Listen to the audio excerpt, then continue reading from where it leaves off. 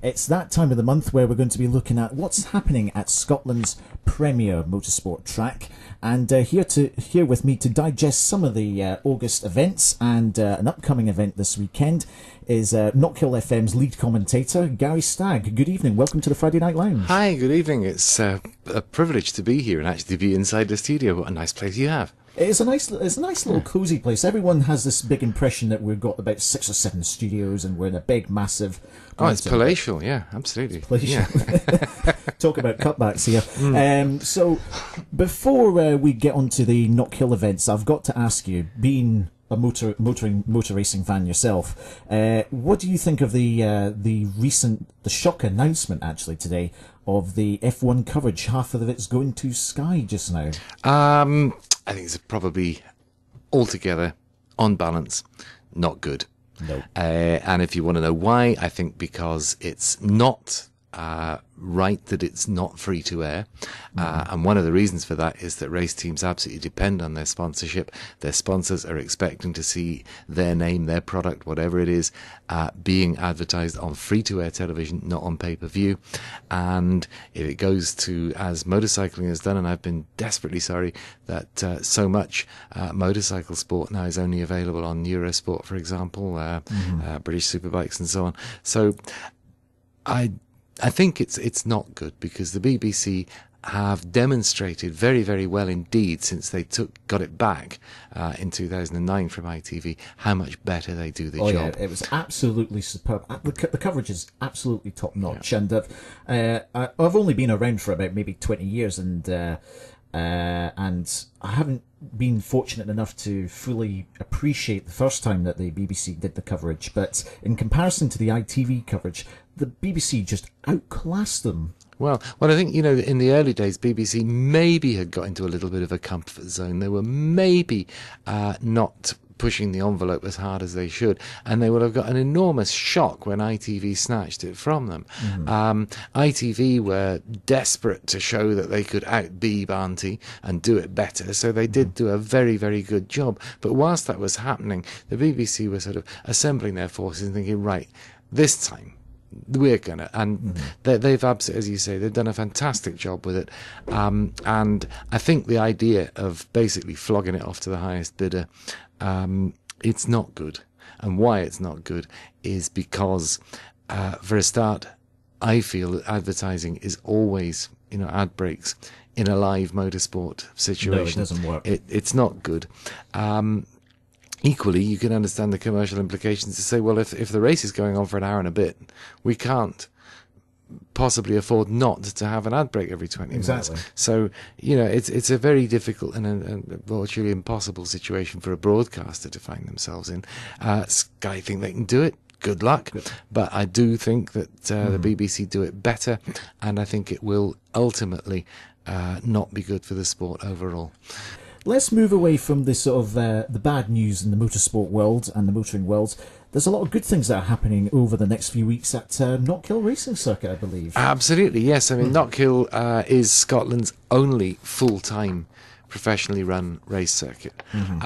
Please don't let me in any way, wouldn't dream of denigrating what goes on. For example, at East Fortune, the Melville Club do a fantastic job there, and it's a privilege for me to get the chance to go over and sometimes help with what they do, but they're all volunteers.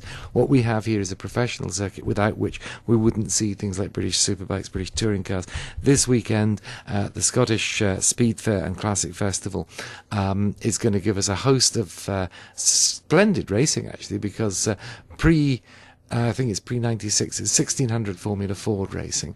There'll be quite a bit of that, both Scottish Championship races and, in particular, the David Leslie Formula Ford Trophy. Which is, of course, the late British touring car driver. Yeah, and far, far more than just that. David Leslie was an absolute gentleman, a real hero of mine, one of the most self-effacing, quietly spoken people you ever met, but he was also the man who was responsible for the successful careers of David Coulthard, Alan McNish, and Dario Franchitti. So there's two faces on the Formula One scene that we were just talking about, plus the American IndyCar champion. And we all saw what happened to Alan McNish earlier this year when he walked away from that. Yes. But, you know, these guys wouldn't be there if it weren't for David Leslie. David also in 1998 developed the Super Touring Nissan car, the Nissan Primera, and then in 1999 Nissan brought in Laurent Aiello, the Swiss driver. Oh yes, yeah. He drove the car to the championship win with David driving shotgun. And coming second in the championship, but that whole setup was really, it was David's victory.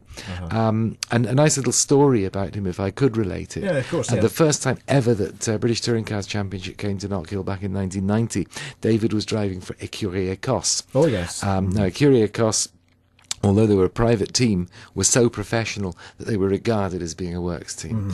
The third race of the day, David had to do a pit lane start because there'd been adjustments had to be made to the car and he'd missed the gate. When he came out the pit lane, he hit the first corner, went straight on and landed on his roof on the tyre wall.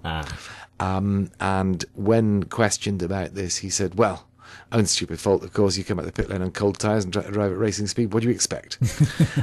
Which was fine, but some years later I was privileged to meet him at a function with the Motor Racing Club, and I said to David, you know, with all your experience, I don't believe that story. I never believed it. And he said, well, it wasn't true, because actually what happened was the guys forgot to tighten up a couple of bolts on the steering rack, and when I turned the wheel, nothing happened, and I went in the tyre wall. But here, I was driving for Écurie Écosse. I wasn't going to say that.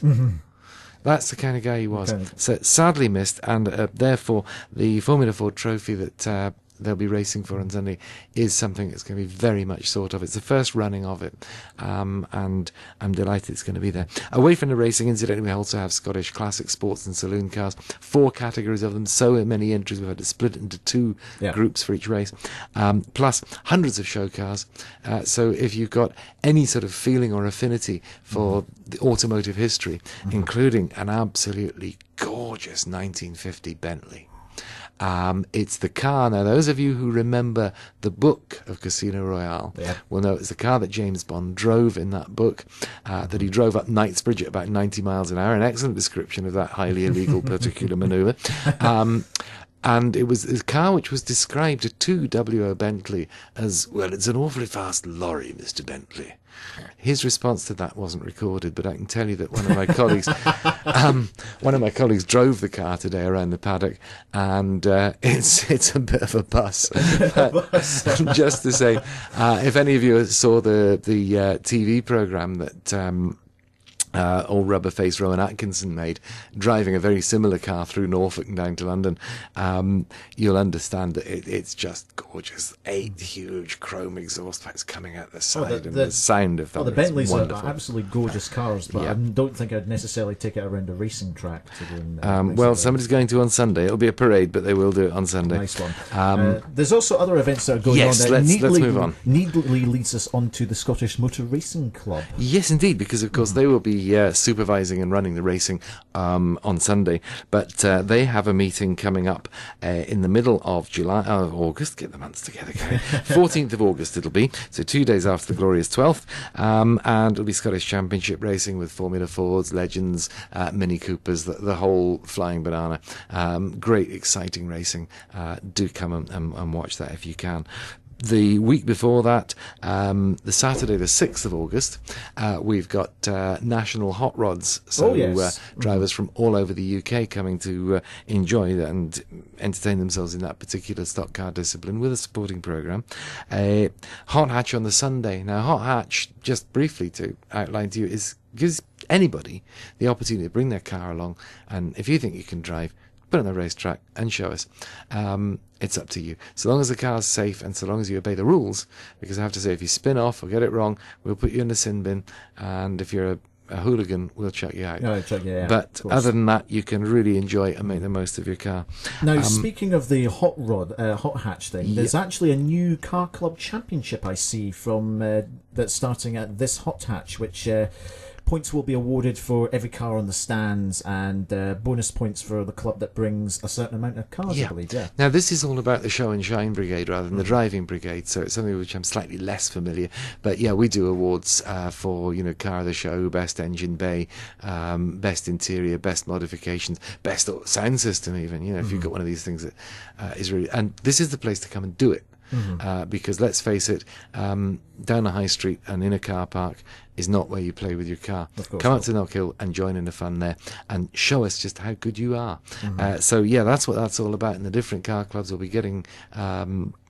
We'll be competing one with another for awards and trophies and so on. And then there's the free drag competitions, and there's also a free drift competition as well. So the drag racing is always a bit of fun.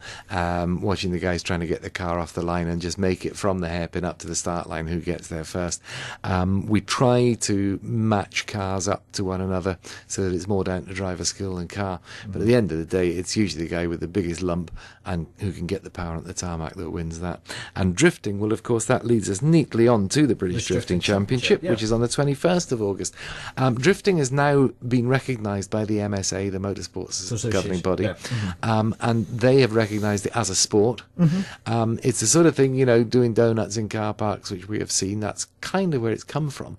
But it's now been recognised that it is a sport. Come and do it with us. So you can do it on an amateur level at a hot hatch day and a lunch break, and you can see the professionals. We've got Shane Lynch is now a leading light in that. So Boys Own fans, come on up, girls. I'll see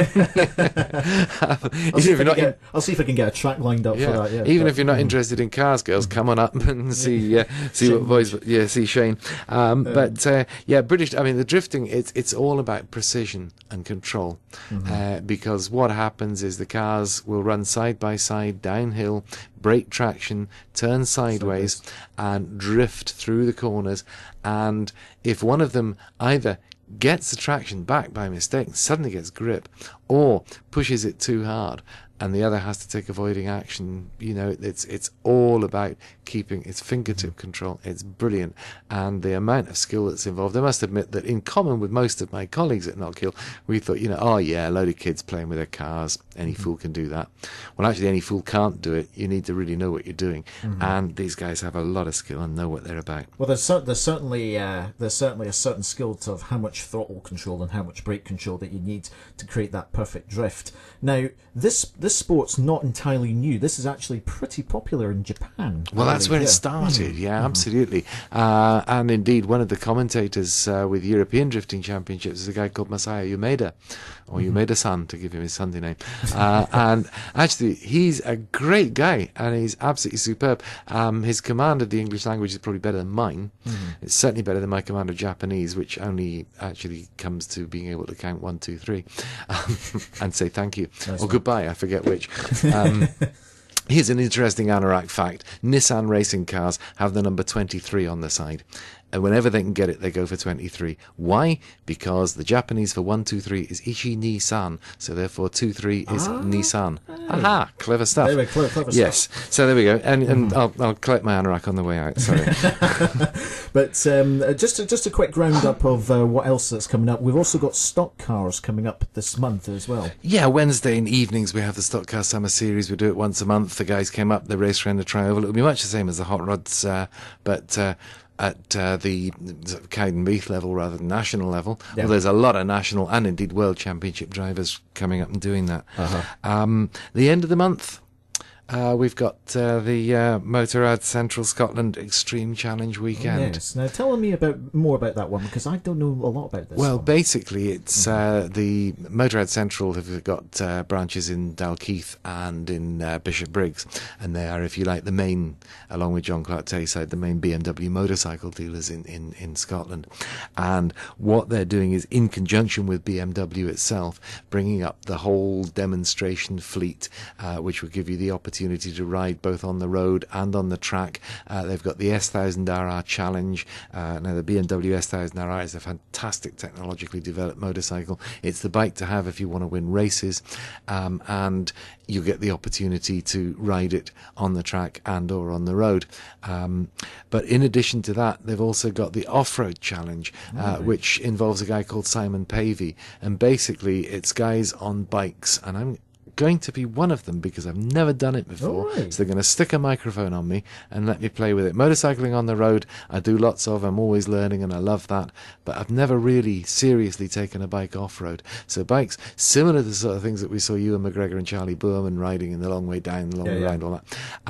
On the roughest possible terrain, through puddles, over rocks, the whole thing. Keep it upright, and how to learn to control a motorcycle and make the most of the off-road situation. Now, a couple of months ago, I was given a demonstrator very kindly by Motorrad to try, and I did say to them, you know, of all the things in the world that I don't like, it's Boxer, that's flat twin engines, and trailer type bikes. And they said, oh, off you go, you'll be fine. Well, actually, a fortnight later, I was very, very, very reluctant to give it back. It's a fantastic piece of fun, so really enjoyed that. And just very briefly, because I know we're overrunning the time madly, as I always do, and I apologise to all your listeners. But hey, listen, you're just lying in bed, you've got nowhere else to go. You have no choice. Yes, listen to me. But 3rd and 4th of September, at the end of next month, I'll come back and talk to you a lot more about the British Touring Cars Championship, because that's coming up at the beginning of September, and it promises to be absolutely fantastic. As Murray Walker would say. Indeed he would. My hero. Listen, thanks for having me into the studio. It's always a privilege to come down and chat to you guys.